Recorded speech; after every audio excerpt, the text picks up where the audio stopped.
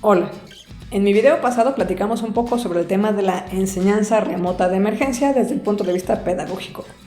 En este video quiero darte un rápido recorrido por una serie de plataformas, recursos y herramientas que te pueden ayudar en mayor o menor medida. Lo primero que te quiero comentar es que hay repositorios de recursos educativos libres y abiertos, en inglés y en español. Algunos los conocí en un evento virtual al que asistí, organizado por la Universidad del Sur de Arizona. Asistí virtualmente. Los listé en mi Twitter y el enlace lo encontrarás en mi blog. Otros los escuché otra vez en la conferencia de la doctora Brenda Padilla. Muchos de estos recursos son cosas que otros profesores de distintas áreas prepararon para sus propias clases. Les funcionan y los liberan para que cualquiera los use. Los hay de muchas áreas y niveles. También, dentro de lo que llamamos recursos educativos, yo tengo tiempo en la tarea de buscar simuladores que apliquen a temas de ingeniería e ingeniería química.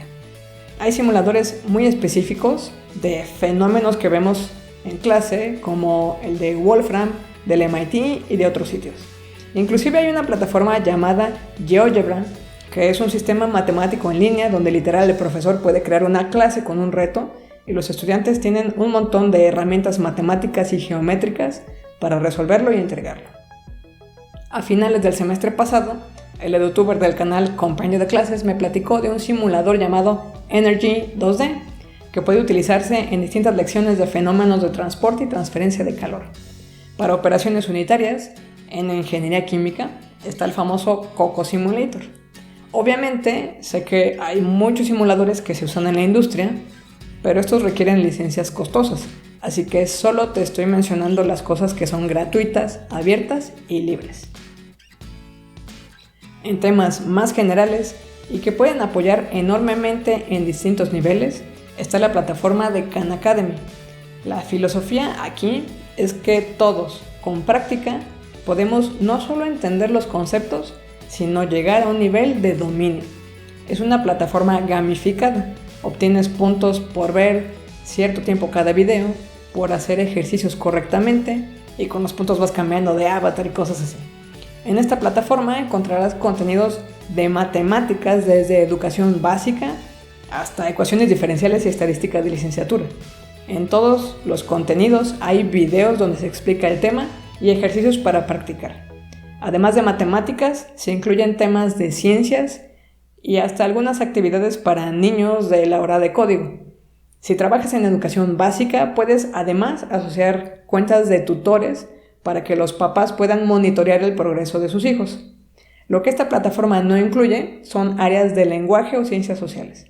De hecho, dependiendo de dónde te conectes, además encontrarás que los temas se muestran en función de lo que en ese país es la educación básica.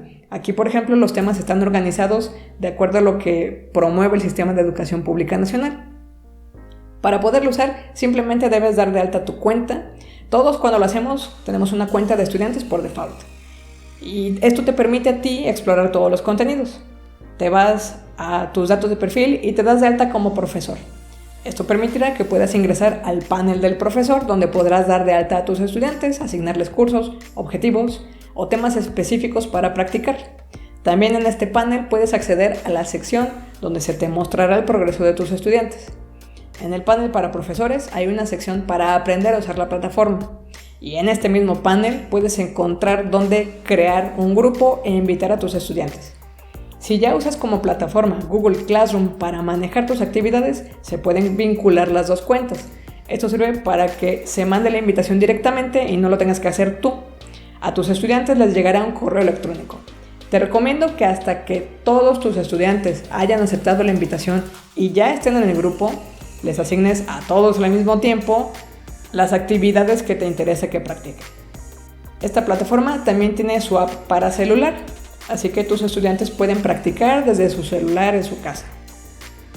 Si eres profesor de inglés como lengua extranjera o parte de tu trabajo es apoyar a tus estudiantes con la lectura en este idioma, hay una plataforma llamada Newsela.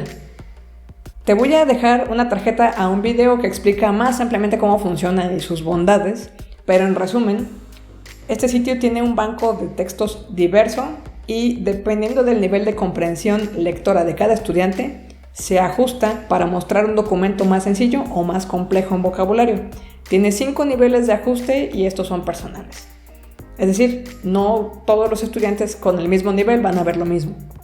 Si como estrategia estás pensando hacer videos para tus estudiantes para que los tiempos sincrónicos sean más cortos y más enfocados a resolver problemas, a discutir, a debatir, hay también una serie de herramientas gratuitas que puedes usar.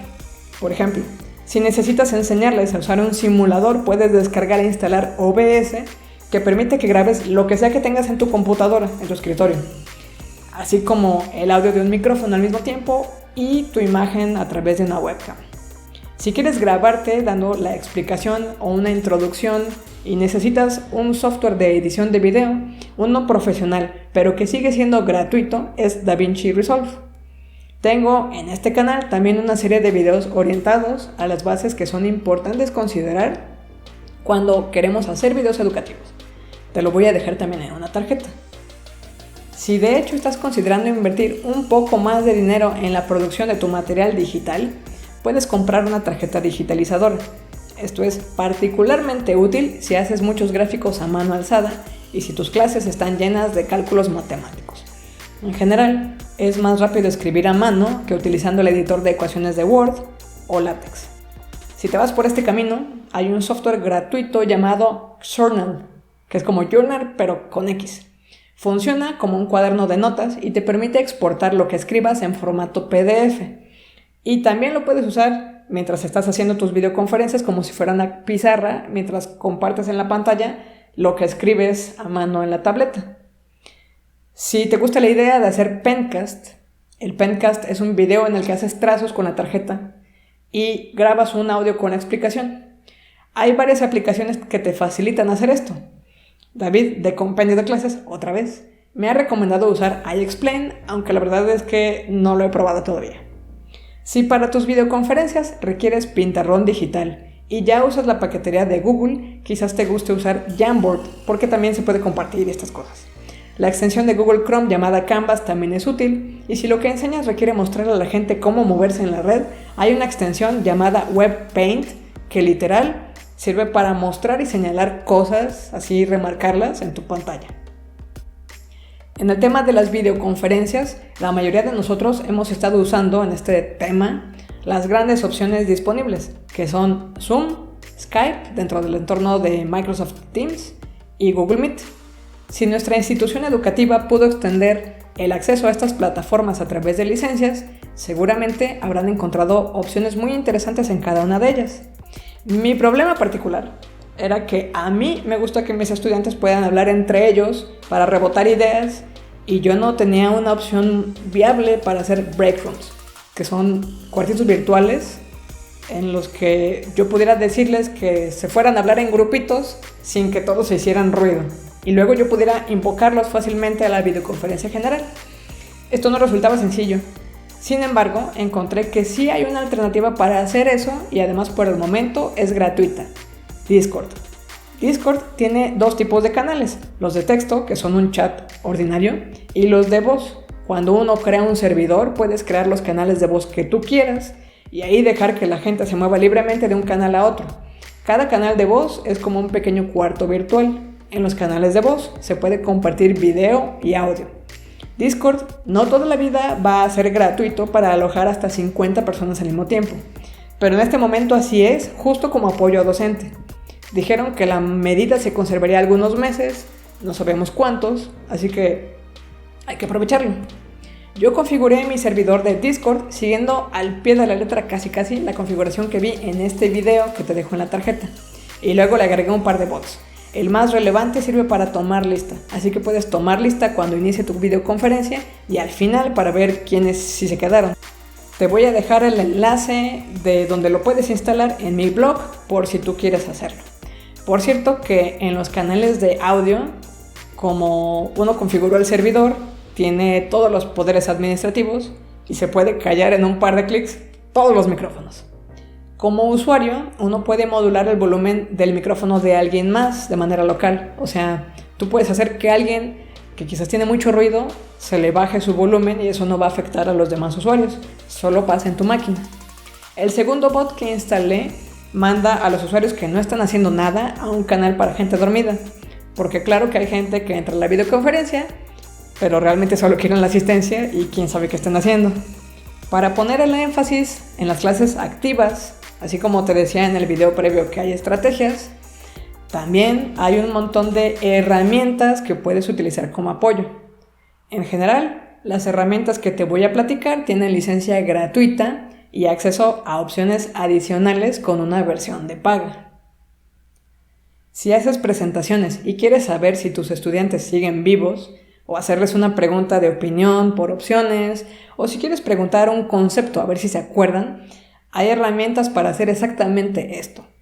Si usas Google Slides para tus presentaciones, puedes instalar el complemento que se llama Slido. Para cualquier paquetería en general, puedes hacer lo mismo usando Mentimeter. Lo que hacen estas herramientas es que en tu presentación, en una diapositiva, visibilizan un enlace y un código donde pueden ingresar tus estudiantes para responder tu pregunta. Y luego en tu mismo slide, en la presentación, en tiempo real, se va viendo cómo se mueven sus respuestas. Si quieres hacer presentaciones más interactivas que los estudiantes puedan usar de manera asíncrona, están Genially, Prezi, que ya es muy conocido, y una muy interesante que acabo de encontrar que se llama ThinkLink. Esta me gustó porque considera desde el inicio opciones para inclusión a estudiantes con discapacidad. También para trabajar de manera asíncrona hay plataformas que pueden utilizarse, por ejemplo, para que tus estudiantes hagan portafolios colaborativos como Padlet. Les puedes dejar un reto a tus estudiantes, por ejemplo, vía formulario, de manera que cuando lo resuelvan, les dé como respuesta un enlace a otra plataforma que se llama Flipgrid, que permite que se graben respuestas cortas en un video. Puedes estar esperándolos con un video donde los felicites y les pides que den su retroalimentación de la actividad en menos de 2 minutos. En estos meses también encontré un cuarto virtual educativo asíncrono.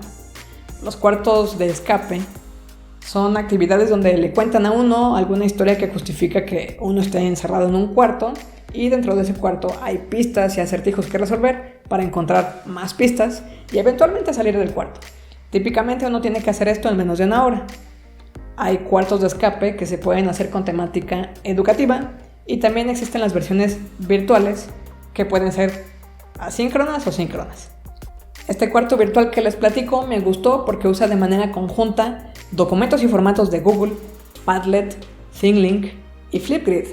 Te voy a incluir el enlace en mi blog para que trates de escapar y de paso, sin querer, aprendas cosas sobre la ciudad de Chicago y sus puentes.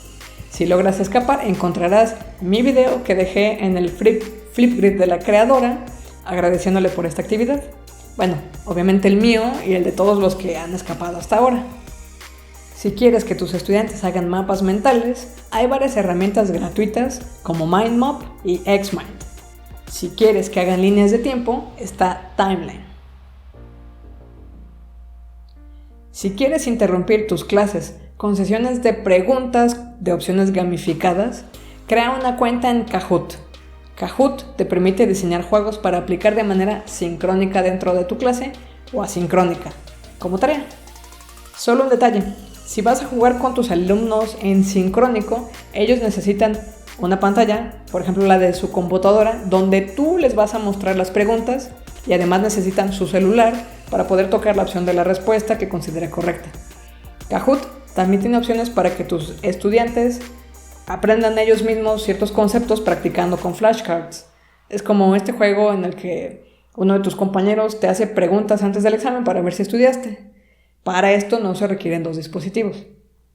Si tus estudiantes no cuentan con 2 dispositivos para que puedas hacer estas actividades sincrónicas en Kahoot, la alternativa es usar Socrative, que es muy parecido. En las 2 plataformas puedes encontrar cuestionarios que ya han hecho otras personas. Algunos te pueden servir para usarlos directamente o al menos sin empezar desde cero. Cuando tú creas la cuenta en estas 2 plataformas, como maestro te pide tus datos. Cuando los estudiantes ingresan como estudiantes, solo necesitan identificar el nombre del cuarto donde está el juego que tú iniciaste. Así que no es indispensable que se registren a menos que ellos quieran su propia cuenta para ellos diseñar actividades. Estuve buscando plataformas donde pudieras crear sopas de letras, crucigramas y cosas similares. La que más me gustó de este tipo se llama Educaplay. Me gustó por varias razones. Permite crear sopas de letras, crucigramas, memoramas, listas que se pueden asociar y en particular, entre otras, tiene una opción que me agradó para el tema de aula invertida. En esta opción, uno inserta un video con ciertas marcas temporales donde la plataforma interrumpe el video para hacer preguntas. Esto con dos objetivos: darnos cuenta si los estudiantes en efecto están viendo el video y el segundo, comprobar si están entendiendo. Muchos profesores han usado esta plataforma y han dejado su material disponible para que otros lo usen. Puedes dar una buscada y probar lo que ya existe, a ver si puedes usarlo directamente para tu clase. Esta plataforma puede usarse de manera gratuita, pero con una aclaración. Hay una opción que tiene para compartir y aparecen como opciones los sistemas más usados recientemente de gestión educativa. Puedes en este botón integrar la actividad que diseñes directamente, por ejemplo, en tu Google Classroom, y la calificación que obtengan tus estudiantes al jugar va a pasar directo como calificación de la actividad en el Classroom. Pero la versión gratuita de la licencia solo te permite hacer esto 5 veces en la vida. Yo me acabé mis 5 compartidas en una clase que hice para un colegio y ya.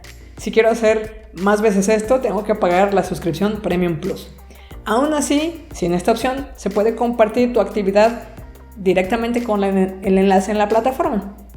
Solo que pues no podrás ver los puntajes en el Classroom, tendrás que irte a Educaplay y también les puedes pedir a tus alumnos que te manden un pantallazo de su juego con el puntaje que obtuvieron como evidencia. Hay otra plataforma que te permite hacer juegos que se llama Cerebrity. Casi la única ventaja que tiene respecto a Educaplay es que te permite poner gráficos y que se asocien palabras en lugares. Así que, por ejemplo, puedes poner un mapa para que los estudiantes ubiquen los ríos por su nombre, o un esqueleto para que digan cómo se llama cada hueso o cosas parecidas. Finalmente, llevo más de 10 minutos hablando sobre herramientas, plataformas, recursos en línea, pero hay 2 puntos muy importantes que no he tocado. Número 1. ¿Qué pasa si tengo algún estudiante con alguna discapacidad? Bueno, afortunadamente hay cosas que son hasta más sencillas de ajustar en virtual que en presencial. Depende de muchas cosas. Pero por ejemplo, si haces un video y lo subes a YouTube, le puedes poner subtítulos. Si hablas con suficiente claridad, hay una herramienta automática en la plataforma que más o menos adivina lo que dijimos y ya después solo corriges estas palabras que no te entendió y eso ya no te toma tanto tiempo. Si haces documentos, hay lineamientos que puedes seguir para facilitar que los dispositivos que leen en voz alta entiendan mejor lo que incluyes. Muchos de los estudiantes con discapacidad usan estos dispositivos. Te voy a dejar un documento con tips extra para que puedas considerarlo al diseñar tu material en general. Si has tenido experiencia en esta área con estudiantes con discapacidad, mucho te agradeceré que nos compartas recomendaciones o materiales en la sección de comentarios.